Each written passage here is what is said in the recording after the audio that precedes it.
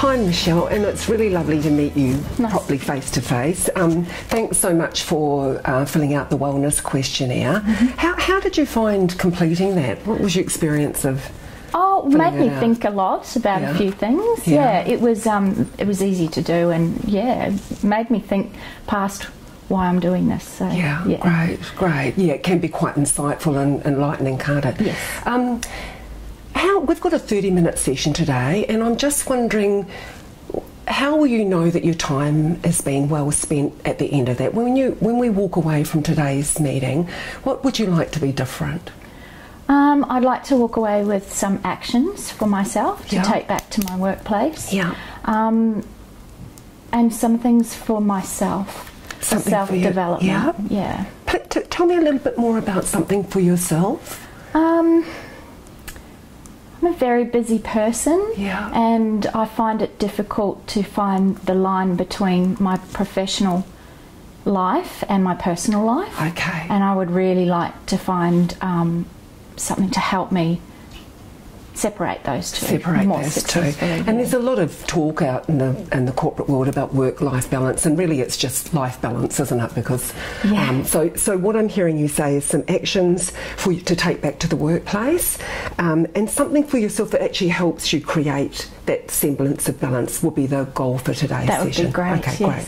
So when I look, and I've had a look at the wellness questionnaire, and there's a lot of information in here, and there's lots to be really proud of, lots of things that you're doing exceptionally well. When you think about the areas of physical health and lifestyle and physical activity and all stress and all of those things, which one of those is calling to you the loudest for us to perhaps have a conversation about today? Oh, stress. Okay. Stress management, definitely. Okay. So tell me a little bit about how stress manifests for you. How do you know when you're feeling stressed? Oh, I get pretty angry at home. Okay. The stress doesn't show as much at work, but definitely I take it out on those that you love at home. And just recently, actually, physically, I've been noticing just heart rate gets faster now, and just those signs of anxiety and things like that are starting to show. And where do you experience those? That fastening of the heart rate? Is it a whole body experience? No, it's just the heart rate gets fast. The sweating, and I do actually suffer from migraines as well. Okay, all right. High stress. And are they connected to stress? Have you noticed a pattern there? Okay, great. Yeah. So, can you recall a time in your working life when that sort of stress hasn't been present? How long has it actually been happening for you like that? Oh, probably the last 3 years. Okay. Yeah. And so prior to 3 years ago, what was happening then that meant that you weren't experiencing these levels of stress? What changed around that time? The job changed, Tell me a little bit about the changes to the work. So I applied for a higher level and got a higher level position with a lot of responsibility within the workplace restructures where staff numbers have been cut, so you're taking on more responsibility. Children as well, just fitting children and husband into that. I mean, they haven't changed, but they're getting older and they're much more busier and having to pick that up. But it was definitely the new job. The step change into a role with more responsibilities, more workload too, by the sounds of things. And I'm curious about, prior to that escalation in your role, or that rise up through the organisation, what does stress-free living feel like to you? What's happening for you when there isn't that level of stress? Probably getting home early. And my own time. I don't have my own time anymore. I think when I get to just have downtime and I don't have to be someone, or someone's not knocking on my door or asking me questions, that's very stress-free for me. Going on holiday where I don't have to clean the house and cook, simple things like that. is a stress-free life for me. Yeah, and I can hear the difference between the way you describe being extra work, you know, extra responsibility, all of that, and that before that occurred, you know, just a much more balanced sense of, and the time constraints and the time demands on your time were quite different. Am I sensing, and would I be correct in thinking that perhaps that's what you would like to reclaim?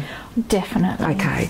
So when you think about getting home on time, how could you go about doing that now? Is that something that's feasible to bring from pre-new job to the current situation? I don't think it is. Yeah. The expectations in the new role are quite high. Yeah.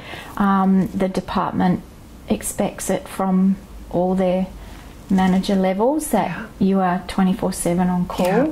I think maybe what I could be doing is not answering the phone all the time. Yeah.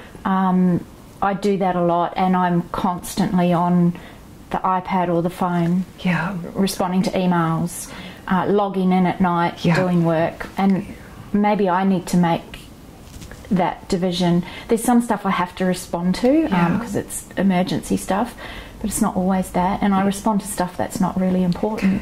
What would you need to be able to make that decision? You know, I'm hearing you've got a really great idea. I need to switch the phone off and not be on call 24/7 unless it's an emergency.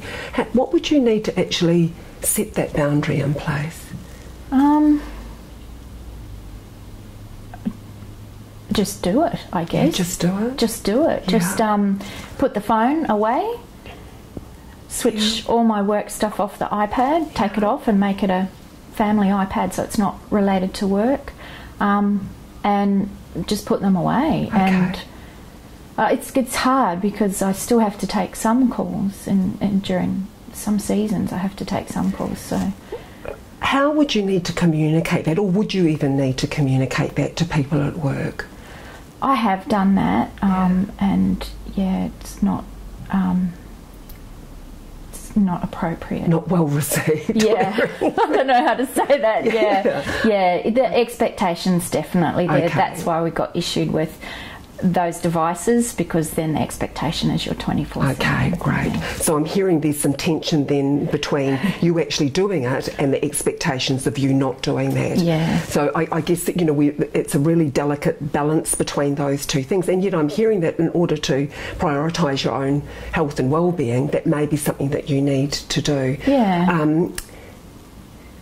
How would you feel about experimenting with that a couple of nights a week, maybe, or you know, because one of the really interesting things about making big changes in our lives is that if we've got a big outcome, it can actually mean that the change is too great. And I'm just wondering if you experimented with it to see how it went. Yeah. And there's a SMART acronym that I'll send you, and it's not the normal one that we use in learning and development, but it's about making sure it's safe, making sure it's modest, making sure it's actionable, making sure it's something that you can refine and finesse, and then testing it. Yeah, I like that. Is this going to work for me? No, that's a great idea. Yeah. I've never thought of just doing that, because for me it's either cold turkey or not. Yeah. You know, you do it one way or the other way, and there's no in between. So I've never thought about doing it like that, and I could do that. Yeah, okay. So how many times a week do you just want to start with? Once a week, or do you want to see how that goes? I'd probably go twice a week. Yeah. Yep. Okay, great. So when you're experiencing, thank you for that. That's a really nice little action that I'll pull that together towards the end of the session. What's really interesting about, you know, when we experience stress in our body, stress is actually a really normal and natural part of the human being and life. And I'm curious about, if you were to scale stress in those times when you're feeling that, you know, that the palpitations and your heart rate increasing, 0 being no stress at all and 10 being abject terror and I need to get out of here, where would you scale it when that's happening for you? About 7. About a 7. And you know, given that we all need some level of stress, where does stress need to be for you to be actually still able to work with it? I like stress. Yeah. I think I thrive better in stress. Yeah. And for that, for the happy stress, Yeah. for lack of a better word. It's a nice way to put it, yeah? I would probably put it at about a 5. Okay. So how might you, and what ideas and strategies have you already tried to bring that 7 out of 10, even if it's down to a 6 or a 6.5? How many different options have you used to actually just pull it down a wee bit, and what's worked? The fitness, going out and doing some fitness, overall just helps me in my whole body, everything, my whole perception on life, everything. Brings my stress down, but it brings a little bit of different stress, because then I think I should be with my family, not having time on my own. Oh gosh, there's that whole balance thing. Doing what I want to do, sort of thing. So the stress at work, delegating. Yeah. But that sometimes leads to even more stress depending on who you delegate to. Okay, so you still need to be watching over. Okay. Yeah. I find talking to people about it doesn't help at work. They're all under the same thing, same pressure. Home, I don't talk about it at home. Maybe that's something I should be doing a bit more of. So I'm hearing that you sort of can't compartmentalise or try to not bring work home with you, even though the iPad and the phone are still there, and you're going to make some attempts to shut those away. It is a real challenge to actually find that balance and to know, who the safest and most productive person to be sharing the challenges with are. I'm wondering, would you be open to brainstorming some ideas around stress, because there's a multitude of ways that stress can be alleviated or lessened. Would you like to brainstorm some ideas? And with brainstorming, Michelle, there's absolutely no wrong suggestion. So you've already said that fitness is a really great tool to use for you, and it works really well. Yeah. Holidays work really well too. Holidays. On holidays, yeah.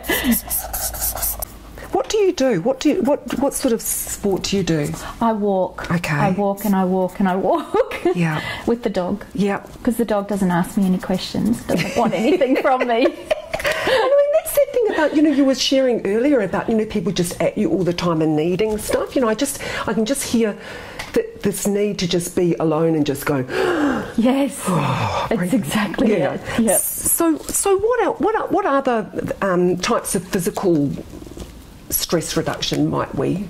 Can I add something in here? I'm just going to add in here yoga, which is a way of reducing, which is a physical form of reduction. What else is there? I'm not very good at reducing it, I don't think. I would love to read a book. How feasible is that? Not What sort of books do you like to read? Oh, anything to take me into a different world, really. Just take me away. I love that. Look, scheduling holidays in is very important as well, because I think you can get to the end of the year and realise you haven't done that. And a holiday doesn't have to be a big overseas expensive trip. And is it enough for you to have scheduled it? Yes. Yeah, to actually have something to look forward to. Yes. Yeah. And I have that right now, and spend time that I enjoy organising it. So that, because I don't find that stressful, that's enjoyable. So. And what's your favourite holiday? Just with my whole family. Yeah. Just away with my family. Another thing I do actually is I really like doing graphic design work on a computer. Oh, do you? So something artistic? Yeah, definitely. And taking photos, but I probably don't do it enough. Okay. So what about, can I chuck 2 bobs worth in here? I'm just thinking about music. And dancing. How Oh, yes. Yeah? I love music. In fact, actually, that's a very good point. In the morning when I'm driving to work and I know things are going to be stressful, I will put the music on, and my music, and quite loud, and just sink myself into the music and forget about what I'm driving to. Okay, great. And that kind of sets me up for the rest of the day. What sort of music do you like listening to? Oh, quite loud. Rock music. Quite. Well, it's motivating and it's energising, isn't it? It is. So I understand that. So, you know, when we think about ways of reducing stress, physical fitness and walking is a really lovely one, and it appears to work for you. And it comes with that little bit of a fly in the ointment, for want of a better word, that it can sometimes take you away from family. Where would the balance be? Because I'm hearing, I don't know whether you've heard in coaching, there's the either or. And then we talk about, you know, either I can walk or I can spend time with family. And I'm just wondering... Well, we do it together, I guess. We hop on a bike. Yeah, hop on a bike together and all do it. How often do you do that, or do you already do that? We do it, but not very often, because it's, you know, getting all four of us together. Yeah. And but we could do it more often. There's no reason why we can't. Yeah. So. Debrief the mind map so the client can choose what is most important for them.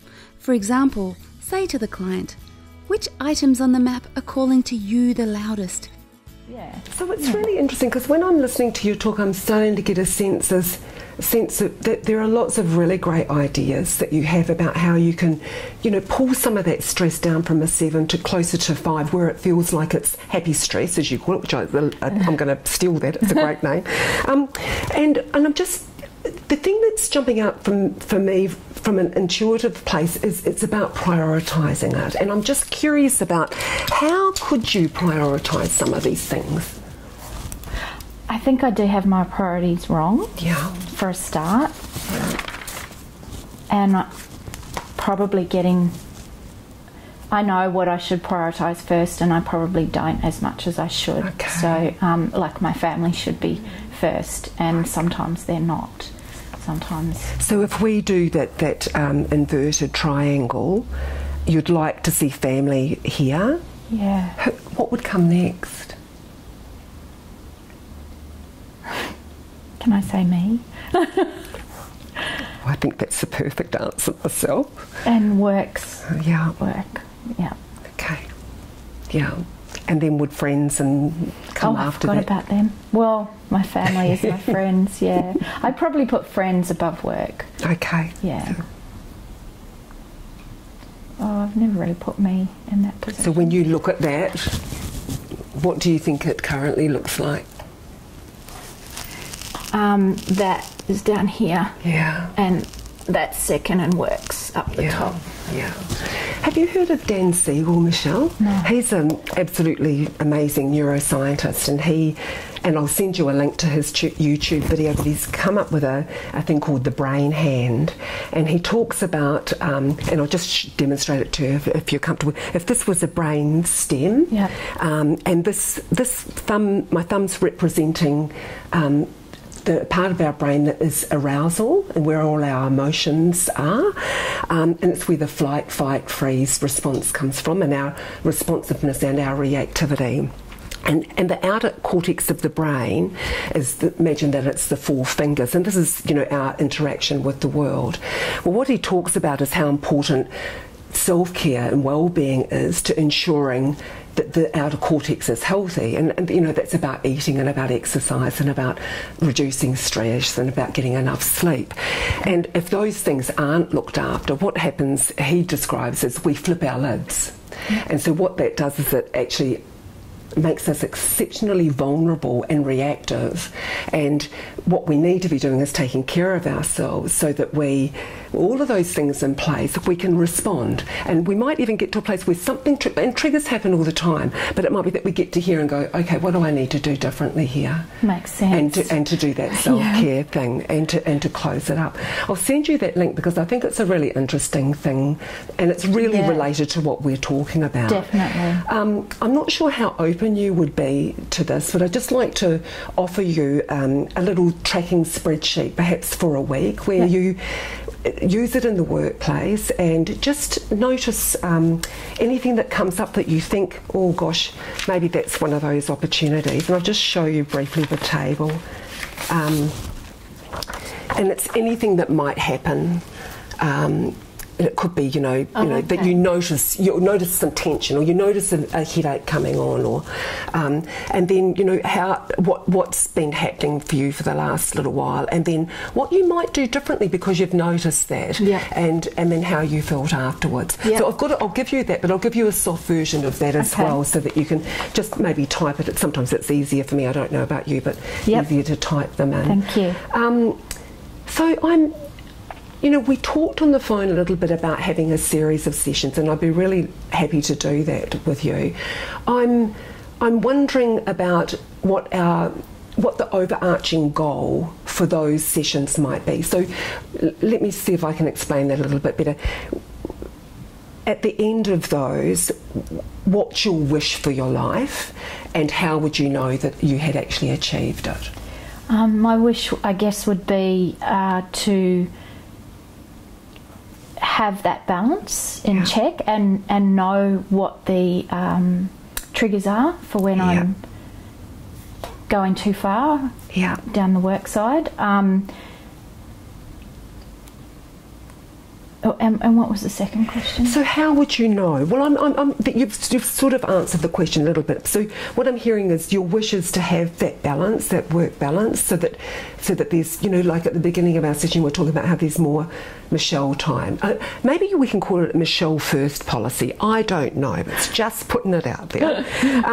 But to actually know what the triggers are, so that you can actually anticipate and is that what I'm hearing? Yeah. So what would that feel like to you if you had been able to have that balance in check, and you knew what your triggers were and had anticipated how strategies to perhaps manage those? How would that feel? I think it would feel very empowering to have that. I think it would take the guilt away as well, because there's guilt. I feel guilt that I do want my own time. And I think my family would be much happier as well. I think I'd see a big difference in them, in my kids and my husband. I think we'd all be much happier and just chilled. I think. So if I can just see if I've captured that accurately. So the goal for our coaching relationship would be for you to have the balance in check around work and life, to know what your triggers are, to have some strategies for them, or to feel empowered around strategies, to feel guilt-free when you're doing things for Michelle, and to have a happier family because of that. That's so that goal will be something that will underpin all of our sessions together. And if at any time I feel, or you feel, that we've gone a little bit off track, then we can pull that back and go, hang on, that's not quite, we've gone off on a wee tangent. So if I just start to pull some pieces together from today's session, there are a few things that I've heard in there, and I just wonder if we can perhaps have a chat about, what is reasonable to take away between now and when we meet again. One of the actions in there was for you to put your phone and your iPad away a couple of nights a week. Definitely. Does that feel like it's great? Yeah, ready to do it. Okay, you're ready. I can hear you chafing at the bit. Another idea is to perhaps do more bike rides with family, which alleviates that guilt about doing fitness for you and pulling that together. What about the music thing, or is that already something you're doing? No, I think I need to do it more. That's all. I think because sometimes, it's the phone thing again. You've got Bluetooth in your car, so they can get you even when you're driving. And maybe I just don't answer the phone either, and put music on instead. And maybe turn Bluetooth off. Turn Bluetooth off, because it's it's an hour and a half of music that just. Are you doing an hour and a half commute each way? Yeah. So isn't that normal? Oh gosh, no. Wow, that's a lot. So the music, I'll definitely, and even at home, like I get home and I put the TV on straight away. I'll put music on instead, just because even the kids will dance around. I've got a vision of that going on in my head, and it's so cute. Okay, now look, there were a whole lot of other ideas that we came up that could have reduced stress, and reading was one of them. I don't know how realistic that might be, and it may be enough to do those things between now and when we have our next conversation. Yeah, I'd like to do those. So is it? I mean, I'm hearing you really feeling quite committed to those. I mean, where would you scale commitment 0 to 10 for experimenting with those things? Okay, great. And I don't say 10 because I'm still worried that work will draw me back in, and I'm not confident yet enough to say no to it, but I'm very committed to it. I want to see my kids laughing, and I want to see me happy. So that's lovely. Okay, so are you okay to sort of wrap up there? And I'm just wondering what your key takeaways are. I'm just a little bit surprised at how easy it is. I actually am. I thought I was a bit intelligent, but just sitting here I'm going, why didn't I do that more of that? Why didn't I know that? Why have I just sat here for 3 years just getting physically more stressed and mentally more stressed and not picked things like that up? Things that I know I like, and I'm not. Do you know what I'm saying? I'm not even just... And I hear you going, and you know, that's what coaching's about. It's shining a big spotlight on the things that were, you know, they're sitting in the periphery, and so that's what is beautiful about being able to work with someone who's just comes with ideas so quickly and so easily as you do, is that we can actually just start forming some realistic goals for you. And it feels quite emotional, actually, because there's something I can do, and it's not hard. It's not something I have to pay for. It's not something I have to book in to do. It's not something I have to sit on the internet to try and find. I just do it. It's me. It's up to me. And I know I can do it. So. Return to the original goal for this session to see how conversation tracked against it. For example, your goal for our session was to ... How did we track against that on a scale of 0 to 10? I'd like to call this our Michelle first policy. Okay, so are you okay to finish up there? Yeah, thank you. Lovely. That was you're great. very welcome. Thank you. And we'll schedule our next meeting when I send you an email. Yep, lovely. Thanks Michelle. Hey. Oh, am I looking at you?